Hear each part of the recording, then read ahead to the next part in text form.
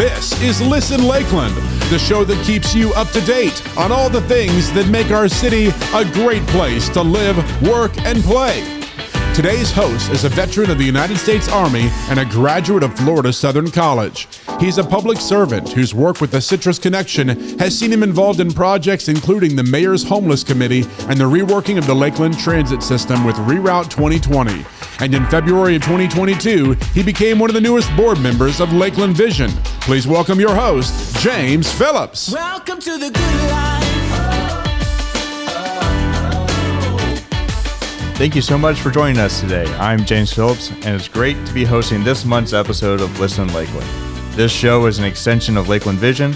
For over 2 decades, Lakeland Vision has been a voice for the citizens of Lakeland, working with community stakeholders to create a bright future for our city. Today on Listen Lakeland, I'm joined by my special guest, the Executive Director of the Citrus Connection, Tom Phillips, no relation. Tom, I was wondering if we could talk about the future of transit in our city and what's next on the horizon. Yeah, I think that'd be a really good idea. Something I'd be happy to talk about. So one of the things that everyone always asks us is, what's going on next with the squeeze? Sure. So as you know, the Citrus Connection's been around for 41 years. And we've always focused on fixed route service, right? The large buses that go from point A to point B and pick people up along the way. And then we have the other product line, which is paratransit, the door-to-door service for the elderly and disabled. A lot of the listeners here are going to remember it's called the Handy Bus. We wanted to move away from that name, so we went away from the Handy Bus, and now it's just paratransit. And then we have transportation disadvantaged, which is for medical or medical-related appointments only, and that's open to anyone in the listening area who's at or below the poverty line. But we did recently introduce the Squeeze, and it's really exciting. So for those of you that don't know that are listening, the Squeeze is a brand new product line for Lakeland. It services downtown Lakeland on Friday and Saturday nights, and it effectively is an 8-person golf cart, and it's focused on providing economic support to the people who, as we heard in the intro, choose to live, work, and play in Lakeland. So the route starts in the evenings, and one cart starts at Florida Southern College at the Usonian House, which is a beautiful place. If your listeners haven't been there, they should definitely go. And the other cart starts at the RP Funding Center hotels. And these carts run throughout the downtown area and drop off at a bunch of different locations in downtown, and then run through the Lake Morton district and as well as the historic district. And effectively, it's a hop-on, hop-off golf cart that people can access downtown and really make it their living room. And so people don't have to drive. So we're very excited about the Squeeze. We're averaging about 100 to 150 people on a weekend, Nice. Depending on the weather, right? Yeah, I mean, that's the big Achilles heel. These are golf carts, and it's Florida, right? Yep. So if you're not a Citrus Connection Facebook fan, I definitely recommend you join our Facebook page, as well as our website, because that's where, due to inclement weather, we will notify people if the Squeeze isn't running. But the feedback, James, has been really, really exciting. People really like it. They like not having to get in their cars, and they like being able to utilize the Squeeze. What we've heard from the downtown vendors is that they're seeing different types of people coming into their establishments, and we're also starting to see people hop from one location to the other. So maybe they start their evening at 1961, and then it's over to the Joinery for dessert. Oh, nice. And then maybe catching some music at Revival. That might be 3 sides of the triangle that they wouldn't want to do, but in that particular order. But they're able to access downtown without having to move once, or a park once philosophy, right? I'm going to come downtown, park at Swan Brewing, and then go do all the things that are the activities that are there without having to move my car. You asked, though, what's next? What's next is starting with Mayfair, which many listeners know is called Bake at the Lake. If you've been here in Florida and Lakeland and you've done it, it's always Mother's Day weekend. It's extremely hot. We're going to be running a modified Squeeze route during Mayfair so that people are able to experience the Squeeze and get to Mayfair. We're working with Julie Townsend and the LDDA, and so our next steps are going to be next year and very shortly We hope that the Citrus Connection Board of Directors will move the squeeze from a pilot project to a fully funded project based on everything, and that we've seen. People are excited about it. They like it. We expect it to move to fully funded. We are going to publish 100% of the events that occur in downtown on the normal schedule as part of the squeeze schedule. So if you think about Buena Market, you think about First Fridays we already support, the food truck rallies, all of the different events that are downtown, we're going to have those published as part of the squeeze route. So instead of just on Friday and Saturday nights, you're going to see that we're able to help out with a bunch of special events. Someone may ask, well, why aren't you doing that already? We just didn't want to do anything in the pilot other than prove to the citizens and the listening audience that it was going to work.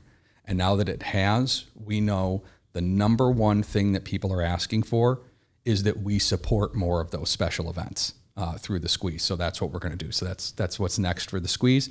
And then we may, we tested lunch. We tested lunch in the winter when the weather's gorgeous. Which is wonderful. Right. And we couldn't beg people to ride it, right? They were remember that. Yeah, they were happy getting their steps in.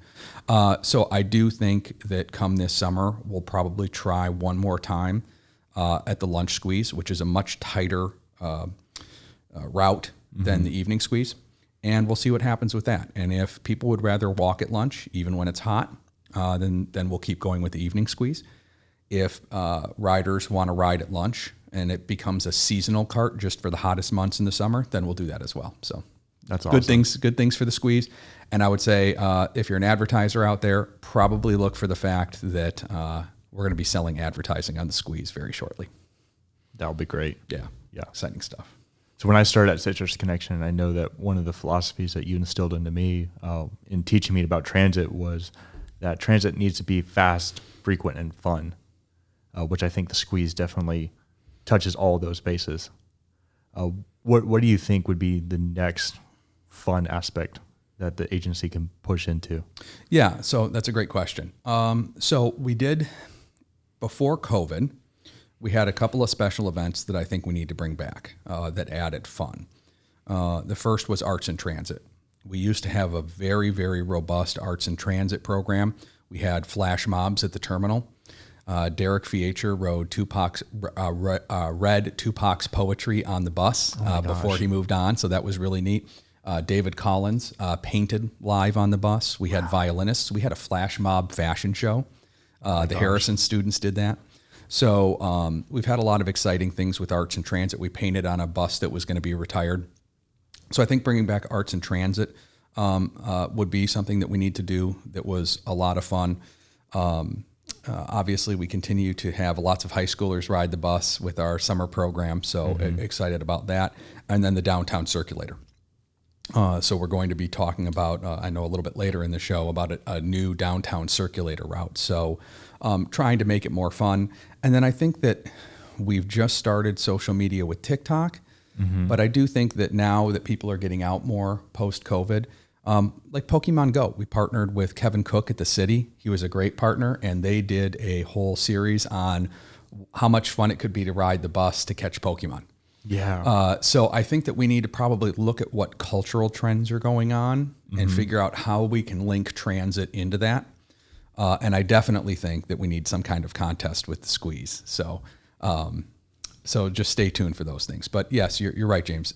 I'm a firm believer, and it's not just my thing, right? But in the industry, for people to get out of their cars for a portion of their personal use trips, they want it to be fast, frequent, and fun. And the more you sit down, and I've been doing this now for 20 plus years, the more you sit down with people and talk about why don't you use the bus, the more and more they describe what the bus would need to look like for them to use it, they're describing what's in their driveway. Yeah. They're describing their car. And so with a recognition that our budget is $20 million for the entire county of 2,009 square miles, that makes us larger than the state of Rhode Island. And you recognize that the city of Santa Fe spends that amount of money just in the city of Santa Fe, which is almost exactly the size of Lakeland. We have a lot of service area to cover. Okay. So that frequency... Too much bread, not enough peanut butter. Exactly. So that frequency part is going to be something that we're challenged with for a long time. So then how do we make it fun, right? And I think that things like the squeeze, like the new downtown community circulator, and like the Peach Line, which we'll talk about, those things are starting to introduce fun in a way that's meaningful in people's lives that we haven't seen over the last 41 years. So the downtown circulator, we just started talking about that at the last board meeting. Philosophically, how do you see that helping out the citizens here? Yeah, sure. That's a great question, right? So I think that in order to answer that question fully, we need to look at how did we get to a point where we could approve a downtown circulator? Like how did we get from concept to feeling comfortable pitching this to the community? And the answer to that is the one thing that everybody's talking about, which is the road diet, right? What's going on with the road diet? I think we all know it's the most controversial thing happening in Lakeland right now. The Citrus Connection Board of Directors has not taken a position pro or con, but we live in that area, right? We're the second heaviest user of that behind the general public when it comes to that. And so what we were able to do is we lost 14 bus stops due to the road diet. So starting at the Cobb and Penn going to our Lakeland terminal, we lost 7 on each side of the road. So effectively, we had to run express through our most popular service area. So what the heck are you going to do? You can't just tell those people, hey, sorry, you went to work there and now you don't get to work there anymore and walk, right? That's not going to happen. No. So what we did was we partnered with FDOT and we created a community circulator that we called the Peach Line. And what it does, James, is it effectively goes from Brunel to the terminal and runs along the surface streets around the project area so that people are able to get off the fixed route bus and then get as close in the proximity of the area as possible. Or if you are a senior who's lucky enough to live in one of those beautiful retirement towers, or you live in the Dixieland neighborhood, you effectively have a small community shuttle that's circulating in your area. Why get on the big bus? You can get to Southgate, you can go to Publix, you can go to the post office, you can get downtown at the terminal and walk. You can do whatever you need to do. So we're seeing about 1,500 rides a month on the Peach Line. Most of those are seniors who live in the tower who are literally using it just as a community circulator. So based on that success of the road diet, Peach Line, which was forced upon us, that was forced, nothing better than forced innovation. Forced creativity and innovation. We then said, okay, that works for this. Let's try the squeeze, which was something we had on our plates for a long time. The squeeze is another downtown circulator, right? It's just done with a different product, which is trendy golf carts that people like. So then when we were redesigning the system, it's all right, with our urban density, with everything that's going on with Muriton, everything that's going on with Summit coming in, all of the growth in downtown, the things that the CRA is, the amazing things that Elise and his team are doing with the CRA bringing density into downtown, we recognize that we probably are ready for a downtown circulator, like something that just stays and operates within downtown. What that effectively does then is it creates the same experience of the squeeze and the Peach Line for the entire downtown community, where they don't have to transfer to a different bus to access downtown. But then for every other transit user, instead of having to transfer within that community circulator and have to maybe get 2 or 3 buses to get from that, you can now just get on one. And every other bus will run express through the area, which makes a lot of sense, right? So if you think about Michigan Avenue in Chicago, which is where I'm from, right? Right. There's not every bus gets you to Michigan Avenue. You get to Michigan Avenue, and then you've got effectively your community circulator that is Michigan Avenue. That's what this is going to do as well. So it's going to be a real game changer for downtown. If you live in the core downtown area and you're one of the 700 people that works at Summit, and I think we all know that the majority of those are transfer jobs. So Summit's already here in Lakeland. So these people, most of them already live here. If they're lucky enough to live in the circulator area, they probably don't have to drive to work. I know we've got parking issues downtown, but they're not going to have to drive to work. If they work or live at Muriton and they work somewhere in the downtown area, they're probably not going to have to drive either. Now, that doesn't mean that what I'm advocating is that we're Chicago, New York, and LA, right? And after being in Lakeland for 10 years, I think that one of the things I've realized is good quality public transportation in Lakeland for the majority of people is going to mean just using your car less. Mm-hmm. Just using your car less. Well, and I think with gas prices the way they are right now, a lot of people are looking to use their car less. Right. So if you think about New York, Chicago, LA, San Francisco, right? Why the heck would you want to own a car? Traffic's a nightmare, right? It's a mess. And if you don't have to have a car payment and insurance payments and gas, then you don't do it. But that's those cities. Good quality transit and things like these circulators mean you're just taking your car out of the garage 20, 30, 40% less. That's a huge cost savings. Your car's going to have a higher resale value. Your insurance rates are going to go down because you're driving less. So it's a win-win for everybody. Now, 87% of the people who use our service right now do not have access to a personal use vehicle. So for them, we are New York, Chicago, and LA. We just don't have that frequency. But for the majority of the people who are listening to this, what we're trying to do for you is just have you take your car out of the driveway less and save you those dollars. And things like the downtown community circulator are going to do that. So you talked about borrowing two concepts from your time in Chicago and Pace, and with the Wrigleyville Express. And do you have any other tricks up your sleeve that you're waiting to throw down on the table with us? Well, I think that so we had the My Ride, My Roads referendum in 2014. One of the worst days of my life, November 4th, 2014. We lost 70-30 at the ballot box. However, I can tell you almost every presentation I've given since then, everyone asks, couldn't you have done the airport service to Tampa and Orlando, right? Yeah. People still really, really want that. So we've got Brightline coming through the area. These are the opinions of Tom Phillips, not the Citrus Connection. Of course. I don't think Lakeland's going to be getting a stop in phase one. No. I think the dot on the map is realistic.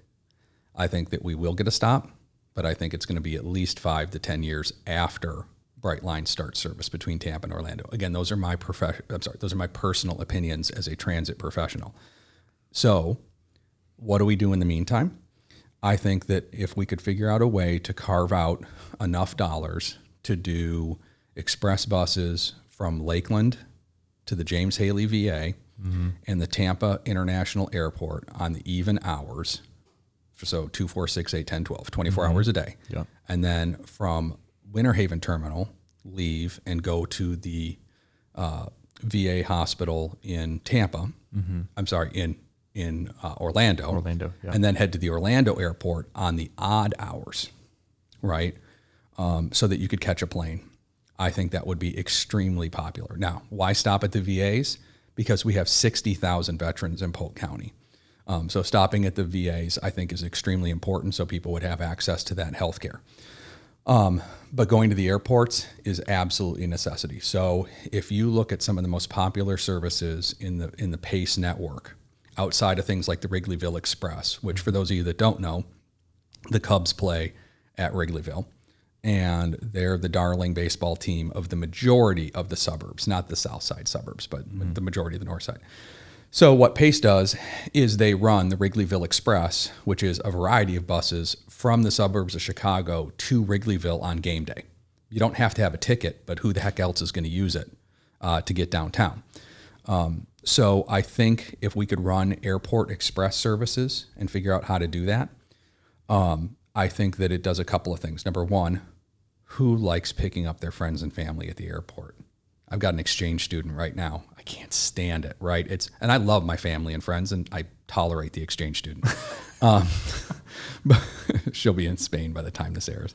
No, I love you, Claudia. But it's really rough, right? It's rough to sit in that traffic, and then you're in the cell phone lot, and then there's delays. So I think that would help the citizens of Polk County so that they wouldn't have to go to the airport or pay for airport parking. Then, number two is back to Brightline. If we're able to get these services up and running in the next year or so, or 2 years, and we're able to give that data to Brightline and show here's the number of trips we're doing to the Tampa and Orlando International Airport on a weekly, monthly basis, I think that's going to prove for us to get a stop quicker. Sure. I also think that it will help the Lakeland Linder Regional Airport secure not just one, but multiple airlines' interest, because if we can show that people are willing to get on express buses to the Tampa and Orlando International Airport and sit in the hellacious traffic that is I-4. Now, they're not having to drive, so they're on a Wi-Fi air-conditioned bus, but they're making the choice to get on a bus so they don't have to pay for parking. And we're able to hand all that data over to Brightline. I think Brightline says, oh my God, like, there's an economic case for us to start the Lakeland service 5-10 years quicker. Even if it's 2 or 3 years quicker, we all win.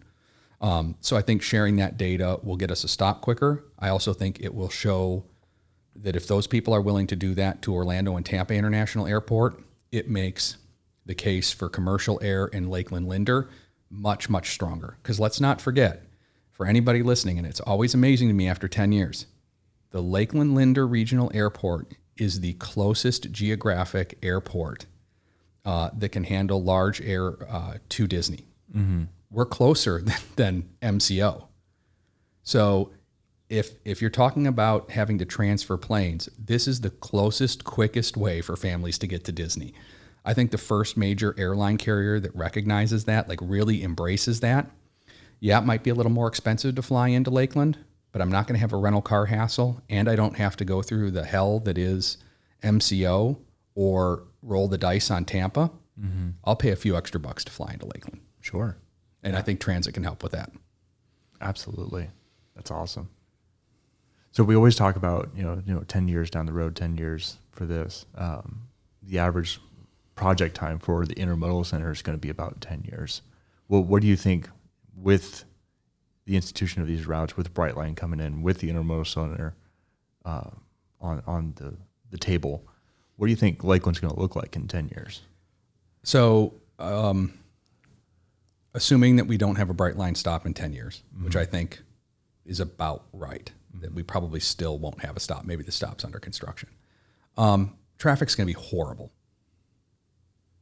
It's going to be absolutely miserable. And that's the issue that we have to deal with if we don't want to increase the investment in roads and transit. Commissioner George Lindsay, who serves on my board, but even if he didn't, I think he's just a titan of a county commissioner. He's finishing up his 16 years, which is the constitutional max that he can serve. Commissioner Lindsay says all the time that traffic's never going to be better than it is today. And I'm not advocating for an increase in sales tax or property taxes, but it is worth noting that we can do the peach lines, right? We can do the downtown circulators. We can do the squeeze within the budget, but those are very small, as we talked about today, geographic circulators that service a very specific segment of the population. That's no different than spending $40 or $60 million widening 4 miles of Hardin Boulevard or widening 8 miles of a road somewhere in South Lakeland or 14 miles of road somewhere else in the county, right? Yeah. It's going to help those people in that area that use those roads. That's the struggle we're going to have over the next 10 years while we're experiencing massive population growth, right? We have, 50 people a day moving to Polk County right now? 47, I believe, is the number that the CFDC gave us. So you're talking about 50 people a day now, a day moving to Polk County. That's taxing the schools, that's taxing the roads, that's taxing the transit, and the tax base just isn't big enough to keep up with that. So it's not doom and gloom, but I do think that the dominant conversation over the next 10 years in all of Polk County is going to be traffic. Once we get a Brightline stop, regional connectivity will be vastly improved, right? Because all we have to do is get to the darn station, and we can be in Tampa or Orlando and connect to transit, or people will come here in Lakeland and they can connect with the Citrus connection. So regionally we'll be good. But locally, it's going to look a lot like a metropolitan sprawl traffic situation, because the amount of funding that we have to manage that is already insufficient. Yeah, agreed. So we obviously we don't want to end this show with the doom and gloom that we were just talking about. So how would someone combat against what can your average citizen in Lakeland do to help champion this cause? Sure. So great question, right? So I think the first thing that people can do is look at how are they maximizing their current trips within the household, right? So can you combine a trip to the grocery store with a trip to the nail salon, with a trip to whatever? Don't even look at transit, right? But how often are you leaving your house to do things, and can you condense those trips, right? If you're traveling regionally or you work at a large employer, Publix, Geico, Amazon, right? A lot of those organizations have FDOT supported or their own rideshare programs. So can you rideshare with someone else?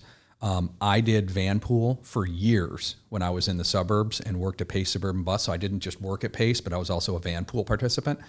And it's amazing that first couple of weeks when you're in a van pool, it seems like it's this big issue to not have a car, but then you realize like all I was doing was going out to lunch anyways. And so I don't have access to my car for lunch or whatever. But if there's an emergency, what do? Guess what? Most van pools and ride shares have that emergency covered for you. So you can take the van if your kid falls down the stairs or whatever it is. That's awesome. So I think that there's those things. From a transit perspective, try the squeeze. Start there. Yeah. It's easy. I understand the big bus can be daunting. And, how am I going to do it? What's the fare? What do I do once I get off the bus? But you know what? Most of our listeners have been to downtown Lakeland. So try transit. Park downtown. If you're going to the joinery, park at the RP Funding Center and try taking the squeeze to the joinery. Just see what that feels like, right? You're not driving less, but just see what utilizing public transit feels like, right? Meet our drivers. See how relaxing it is. If you're with your spouse, your significant other, all of a sudden that time is fun, right? Our drivers of our fixed route buses are the same people, right? They're entertaining. They're taking the work of driving and the stress of driving off for you. If you live in the Peach Line area, if you live in the Road Diet area, try the Peach Line. It's a good service. And for the rest of the people, I'd say, just give transit a try. See if you can ride it. Set a goal. See if you can ride it 3 times a year, 5 times a year, once a year.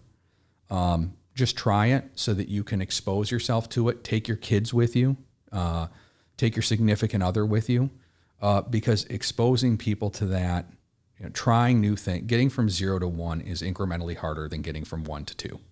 So just give it a try. As Steve Scruggs says, our drivers are the concierges of Lakeland.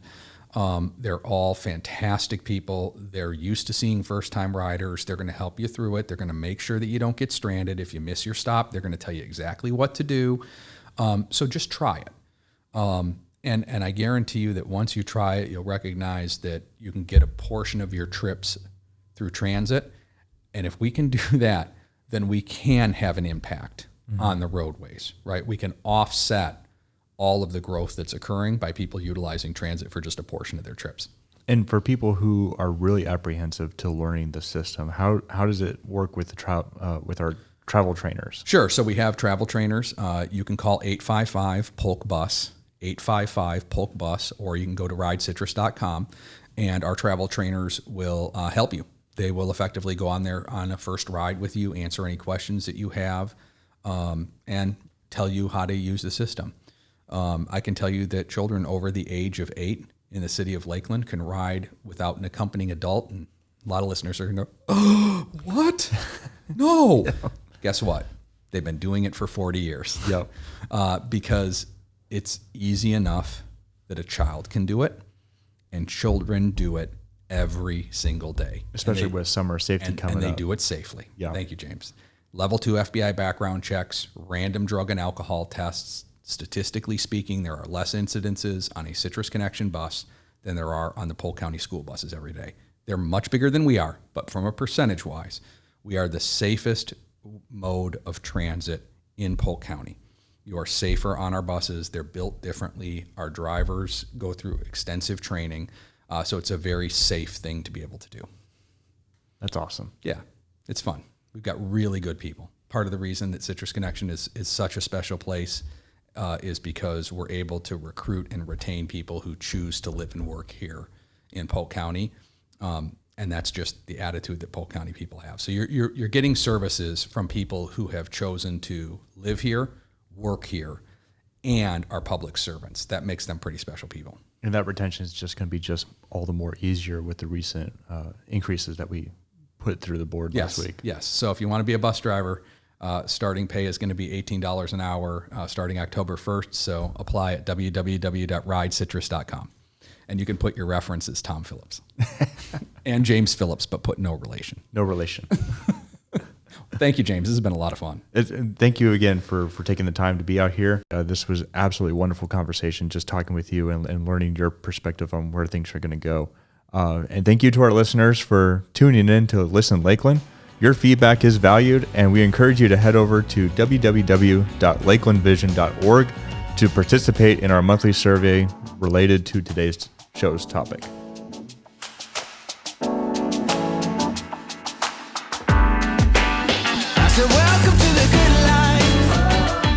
Listen Lakeland is brought to you as a collaborative project between Lakeland Vision, the City of Lakeland, and Hall Communications, a community working together to provide an exceptional quality of life.